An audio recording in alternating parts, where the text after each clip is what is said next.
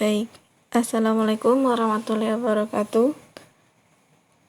Perkenalkan, saya Munir Bagaskari NIM 32 ingin mempresentasikan konsep pengelolaan sumber daya manusia dalam manajemen pendidikan.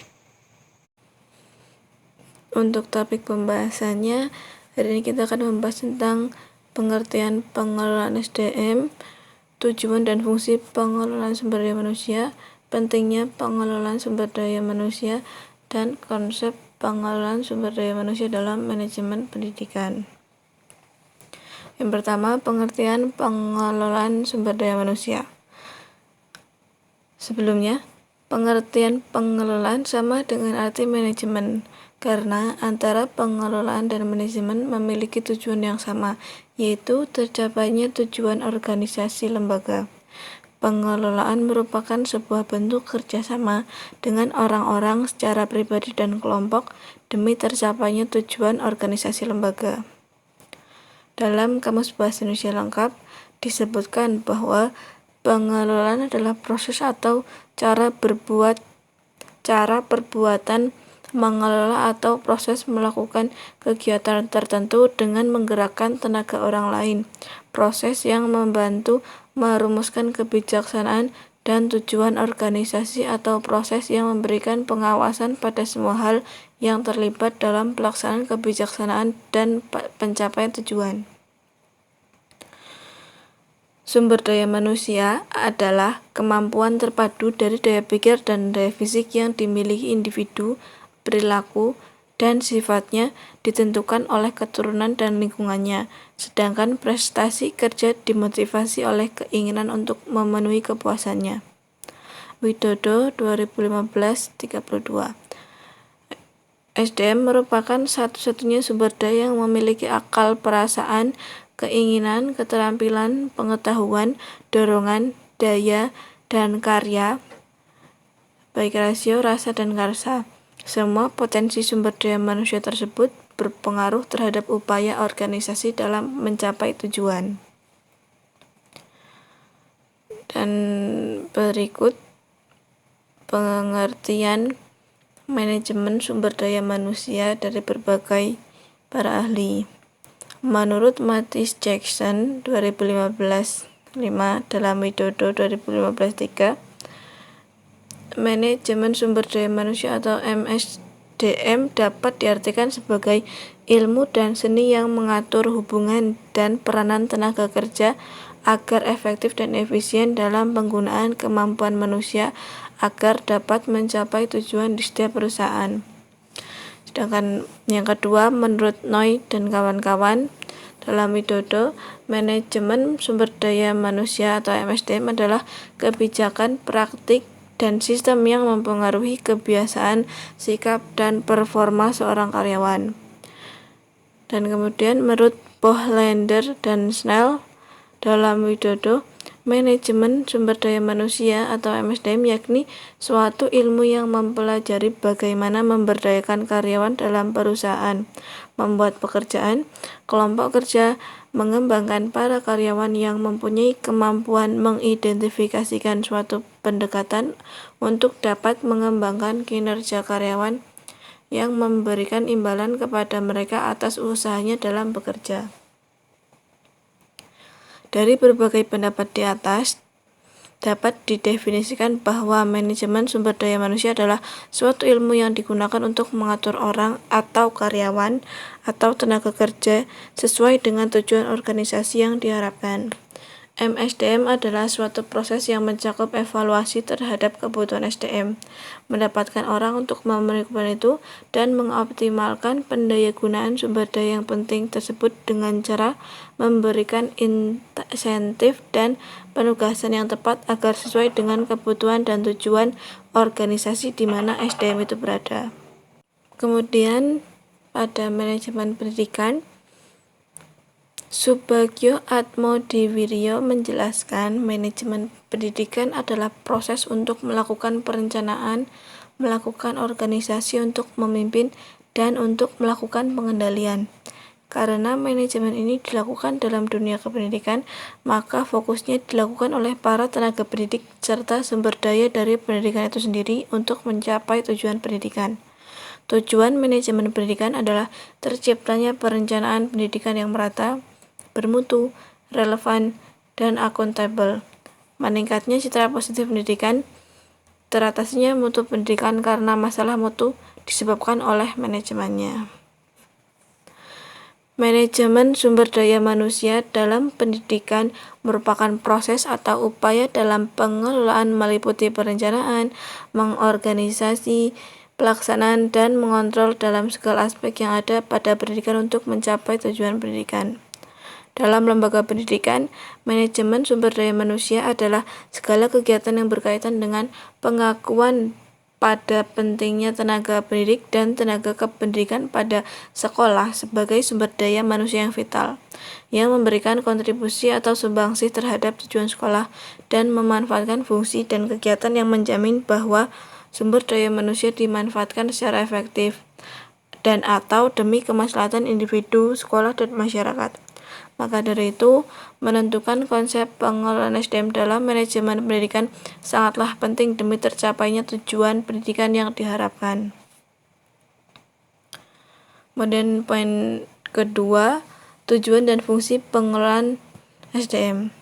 Tujuan perencanaan SDM adalah untuk menjamin penggunaan yang optimal terhadap SDM pada organisasi saat ini, menyediakan SDM yang dibutuhkan oleh organisasi di masa mendatang, baik dalam hal kualitas maupun kuantitas. Widodo 2015. Menurut Schuler et al. Dalam Sutrisno 2009-7, manajemen SDM memiliki 3 tujuan utama, yaitu memperbaiki tingkat produktivitas, memperbaiki kualitas kehidupan kerja, dan meyakinkan organisasi telah memenuhi aspek-aspek legal.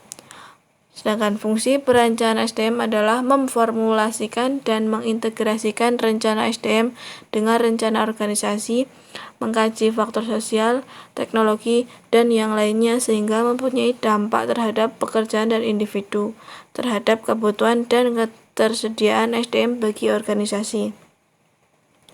Membuat prediksi SDM, mendukung kegiatan pengadaan, alokasi, kompetensi, dan pengembangan SDM.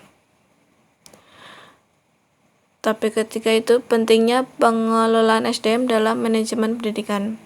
Manajemen SDM sangat penting dalam meningkatkan kualitas pendidikan. Dengan dukungan yang mumpuni, lembaga pendidikan dapat maju dan berkembang.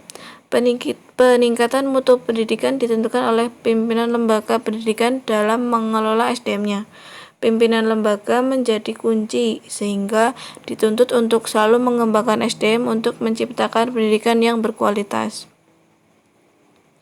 Pentingnya manajemen SDM dalam meningkatkan kualitas pendidikan didasari oleh 4 hal menurut Zulfa 2013, yaitu yang pertama, SDM merupakan faktor sentral dalam pendidikan. Kemudian yang kedua, dengan pemanfaatan SDM oleh manajer dalam suatu organisasi secara efektif dan efisien akan mengoptimalkan pencapaian tujuan organisasi dan pemanfaatan SDM, dimulai dari melakukan perencanaan yang tepat, pengorganisasian yang mantap, penyusunan staf yang tepat dan profesional, pengarahan dan pengawasan yang terkendali dengan baik akan menjamin fungsinya proses manajerial. Kemudian yang ketiga, manajemen SDM termasuk salah satu bagian dari manajemen pendidikan serta keseluruhan. Dan manajemen SDM menduduki tempat yang sangat penting. Dikatakan demikian karena SDM dalam hal ini adalah tenaga pendidik adalah faktor sentral dalam pendidikan. SDM merupakan faktor penting bagi keberhasilan suatu lembaga kependidikan. Untuk itu, SDM perlu dikelola dengan sebaik-baiknya melalui manajemen SDM. Karena melalui usaha-usaha dan kreativitas sumber daya manusia, organisasi dapat menghasilkan suatu produk dan jasa yang berkualitas. Kemudian topik keempat adalah pengelolaan sumber daya manusia dalam manajemen pendidikan. Yang pertama adalah perencanaan pegawai. Perencanaan pegawai merupakan kegiatan untuk menentukan kebutuhan pegawai, baik kuantitatif maupun kualitatif untuk sekarang dan masa depan. Kemudian, pengadaan pegawai. Pengadaan pegawai merupakan kegiatan untuk memenuhi kebutuhan pegawai pada suatu lembaga, baik jumlah maupun kualitasnya.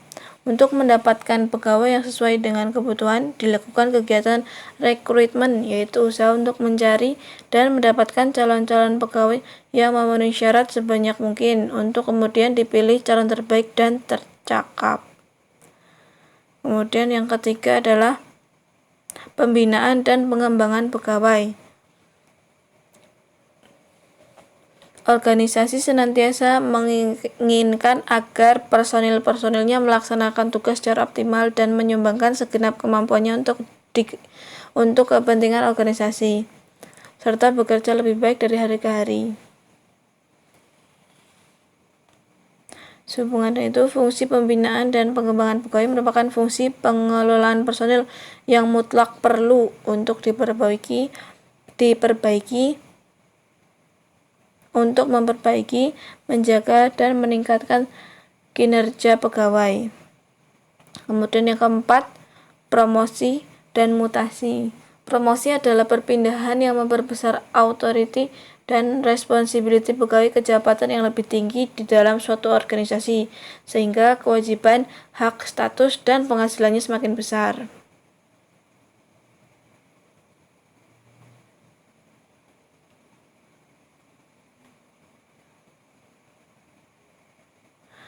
Sedangkan mutasi merupakan fungsi pengembangan pegawai karena tujuannya adalah untuk meningkatkan efisien dan efektivitas kerja dalam organisasi atau lembaga.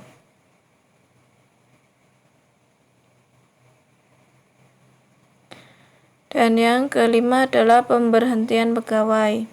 Pemberhentian adalah pemutusan hubungan kerja seseorang pegawai dengan suatu organisasi atau lembaga. Dengan pemberhentian berarti berakhirnya keterikatan kerja pegawai terhadap organisasi. Kemudian yang ke-6 adalah kompensasi. Kompensasi adalah balas jasa yang diberikan organisasi kepada pegawai yang dapat dinilai dengan uang dan mempunyai kecenderungan yang diberikan secara tetap. Pemberian kompensasi selain dalam bentuk gaji juga dapat berupa tunjangan, fasilitas perumahan, kendaraan, dan lain-lain. Kemudian yang terakhir adalah penilaian pegawai. Untuk melihat apakah pegawai yang dilatih dan dikembangkan itu memperoleh manfaat dari apa yang mereka lakukan, maka perlu dilakukan evaluasi atau penilaian atas prestasi mereka. Prestasi kerja merupakan hasil kerja secara kualitas dan kuantitas yang dicapai oleh seseorang pegawai dalam melaksanakan tugasnya sesuai dengan tanggung jawab yang diberikannya.